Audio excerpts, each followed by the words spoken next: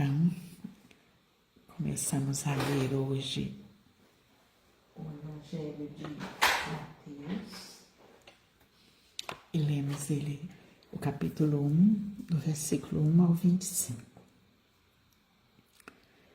Nesse texto é nos apresentado a genealogia de Jesus. Então, vai sendo citado todos aqueles que antecederam ao seu pai José, e eles citam 42 referências. No primeiro momento, olhar para aqueles nomes diferentes, inclusive nomes que não conhecemos, às vezes difíceis até de pronunciar. Parece só informação. Mas se pararmos um pouco para olhar com o nosso coração, cada nome dele fala de uma vida, nome daquele fala de lutas, fala de sonhos,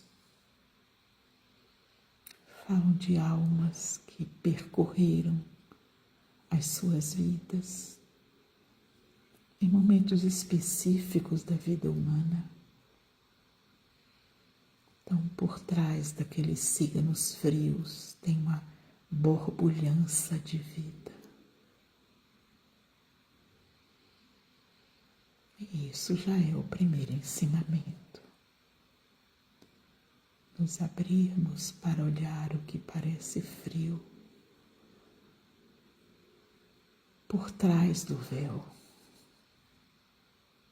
buscando olhar a verdadeira natureza do que tem ali. São vidas humanas, buscas, lutas, êxitos, dificuldades. E todas elas compõem a ancestralidade de José. E quando olhamos para isso, desta forma, a experiência que José nos apresenta se torna ainda mais profunda e mais impactante. Ele carregava na sua alma, numa época onde o Cristo ainda não tinha chegado à terra e vivido no corpo de um homem, como aconteceu quando com seu filho após o batismo. Então, a linhagem hereditária era a referência, as leis da terra eram a referência.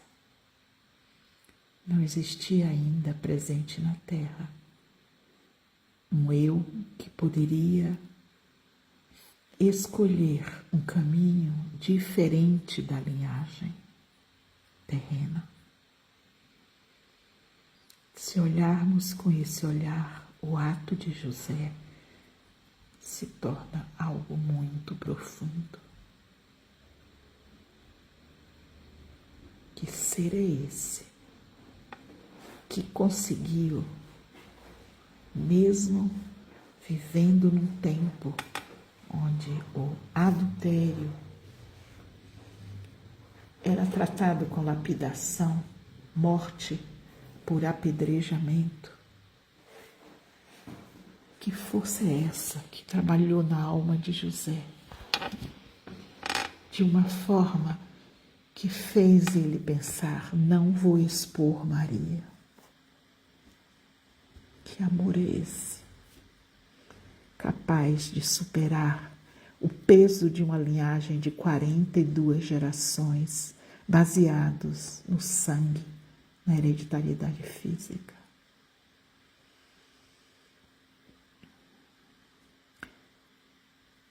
E ao nos colocarmos diante disso e lembrarmos que ainda todos nós, humanidade, carregamos no nosso corpo etérico memórias e memórias e memórias. de experiências aonde predominou a hereditariedade, porque é o que era da lei na época. Não é porque estávamos errados, desatualizados. Era essa experiência humana oferecida por Deus para nós humanos. E nós carregamos um peso grande da hereditariedade sobre essas partes. E a experiência de José, então, nos apresenta um portal para o trabalho com essas partes. O que é que ele fez ali, que mudou toda a cena? Não quero expor esta pessoa à lapidação pública. Ele pensou no outro, não pensou só em si. Porque se ele pensasse só em si, o caminho era o caminho praticado na época. Inclusive porque ele poderia se colocar ofendido, querendo reparações, etc. O novo ali, neste ser, é pensar em Maria. Dizer, não quero levá-la a uma lapidação pública. Vou suportar viver com ela, pensando que o filho é de outro, e vou apenas me reservar, tomá-la como mulher. Não quero ser o causador da morte de alguém. Algo muito precioso vive nessa experiência do José. É quase como se, mesmo sem o Cristo ter habitado o corpo humano, ele já tivesse uma experiência de prenúncio do nós, de não pensar só egoicamente na realidade, com base nas leis externas. Ele já pudesse consultar seu coração e sentir que ele não gostaria de pagar com esta ação o incômodo que Maria estava lhe trazendo. A experiência era dela, a experiência dele é como ele reagiria à experiência dela. E tem algo tão belo, tão profundo, tão convidativo nesse gesto, que ele consultou seu coração. Ele olhou para dentro, e o coração é a bússola de qualquer ser humano. Ele parou para olhar. Tem a lei, mas eu tenho um pequeno espaço de liberdade, que é consultar como o meu coração se sentiria confortável de lidar com esse, entre aspas, delito de Maria, se ele olhasse só na linha terrestre. E ao consultar seu coração, ele viu que não queria ver alguém que ele amava ser lapidado nas pedras, matando, inclusive, a ela e ao bebê. Que sabedoria desse ser de consultar seu coração e ver. Não é porque ela fez algo que na cultura da época é absolutamente fora da ordem que eu vou negar meu coração.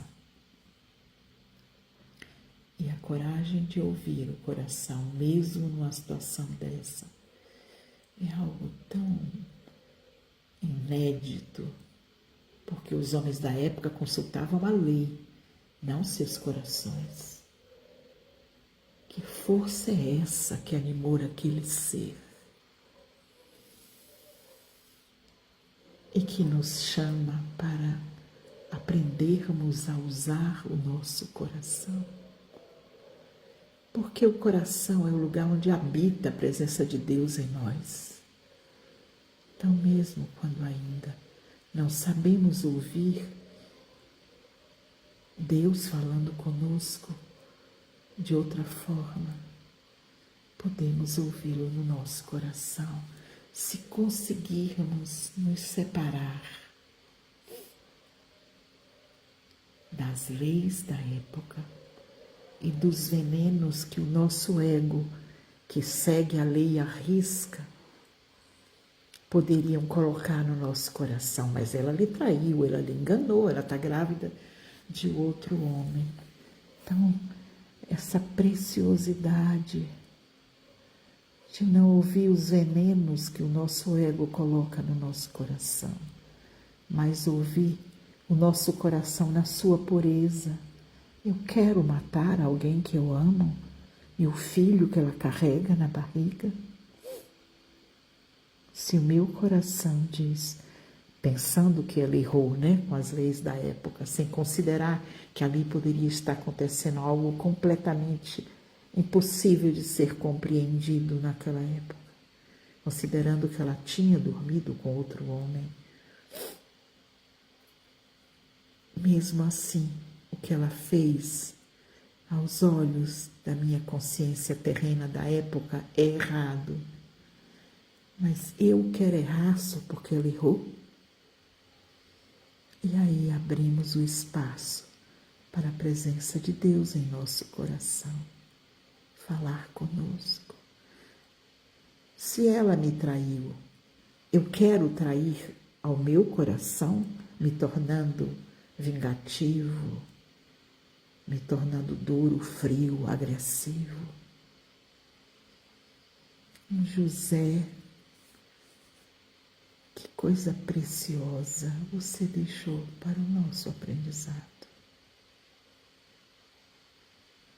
Ouvir o nosso coração e interditar os venenos que o nosso eu terreno cego poderiam lançar no nosso coração e preservar então a pureza do coração. E poder então, sem desconsiderar o nosso coração, fazer algo nobre de verdade, que foi o primeiro movimento de José. Não vou lapidá-la, vou tomá-la como minha mulher e não vou ser o marido dela.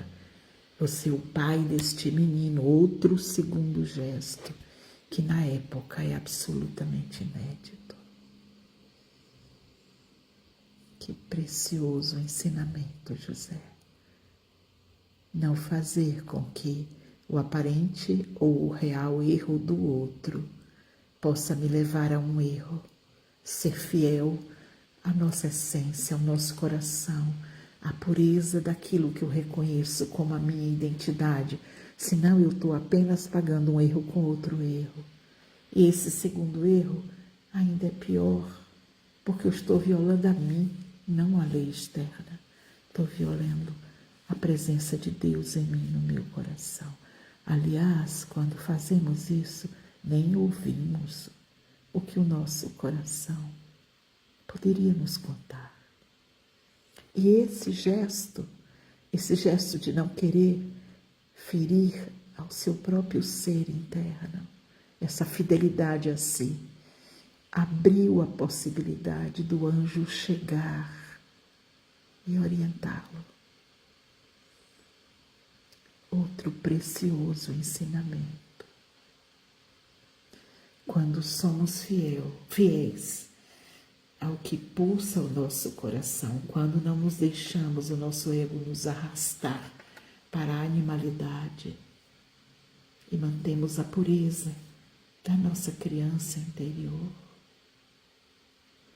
do nosso ser eterno, imediatamente os anjos vêm em nosso coração e nos orientam.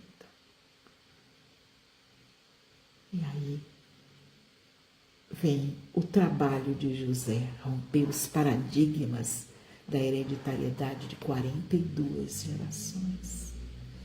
Quando o anjo diz, ela não se deitou com outro homem, José. O filho que ela carrega é obra do Espírito Santo de Deus. Outra experiência absurda para José. O que será que José sentiu? O que será que ele pensou? É do humano, não ainda iniciado nos mistérios que o anjo estava falando, poder pensar, esse anjo está me enrolando, está me enganando. Ele apenas silenciou e ouviu. O bom coração de José.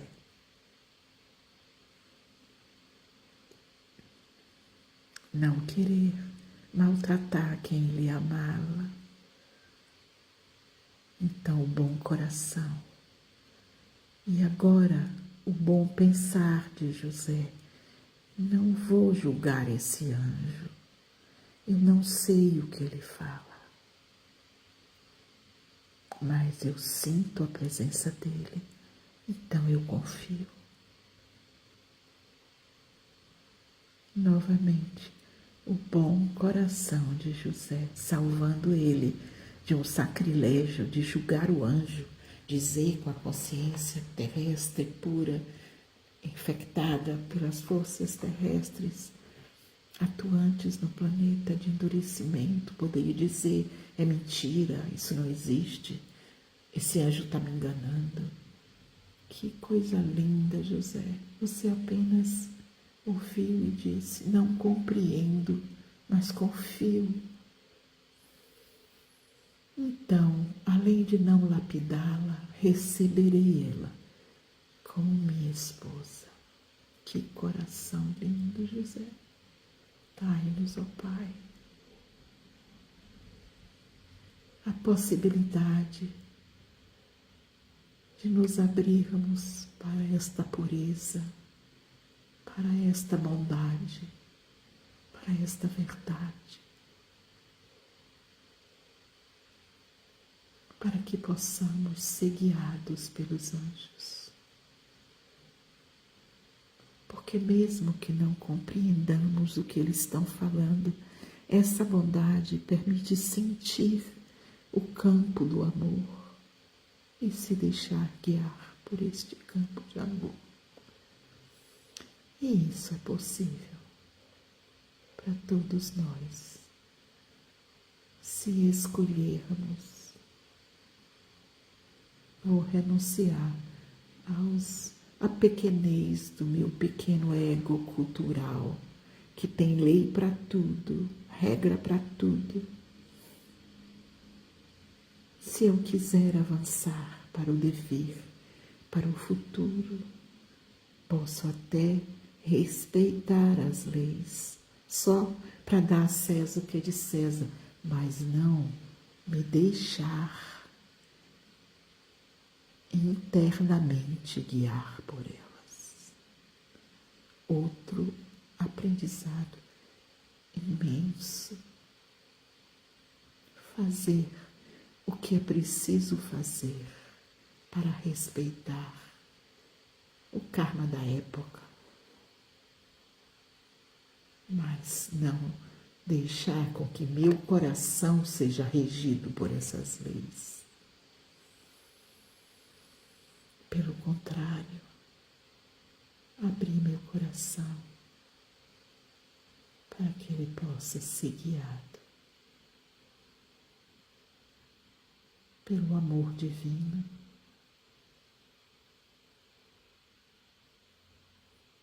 que nos ampara todas as vezes em que dizemos, não sei o que fazer aqui, me ajuda, Pai. Manda um anjo teu me soprar um caminho. Eu não quero fazer o que o tempo manda, porque não sei o que fazer. Eu renuncio a esta tarefa tão dura de não ouvir meu coração. Meu coração não sente que devo lapidar Maria. Não sei o que fazer, mas não vou lapidar. Dai-nos, Pai, a coragem de não lapidar a nossa alma sensível, delicada, a nossa Maria interna. Dai-nos a coragem de não seguir as leis racionais que fomos adestrados no mental para cumprir as regras.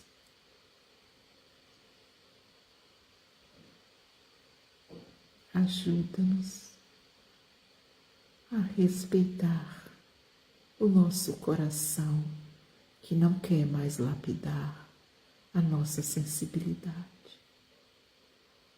E quando não soubermos o que fazer, dai-nos a coragem de dizer: Pai, me guia, me sopra, me ajuda.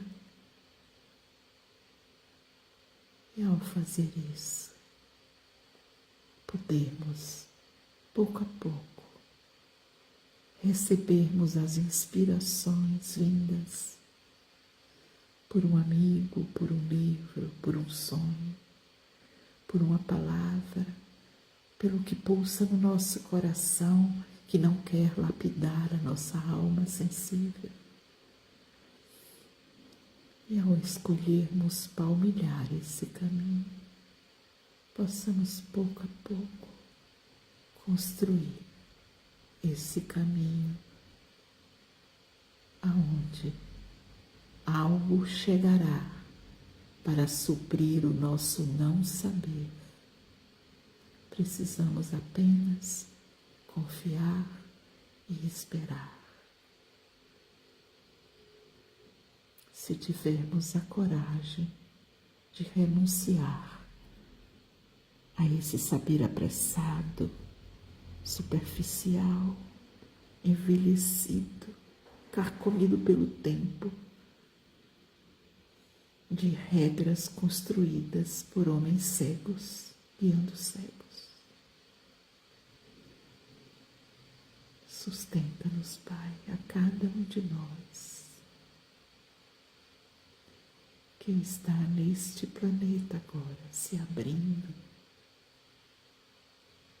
para escutar os sussurros dos teus anjos, da maneira como for possível, na voz de uma criança, num sonho, numa borboleta que chega, num amigo que diz que teve um sentimento X. Tantas almas neste momento da Terra, renunciando a esse pequeno pensamento materialista, mecanicista. Tantas almas se abrindo para descer com o fluxo da vida. Ampara, Pai, a todos esses seres que estão tentando, a cada um de nós que está tentando se abrir para o futuro, para o dever do homem dentro de nós, para que o nosso José possa amparar a nossa Maria e assim possamos dar nascimento ao Cristo interno, na paz do nosso coração. Que assim seja.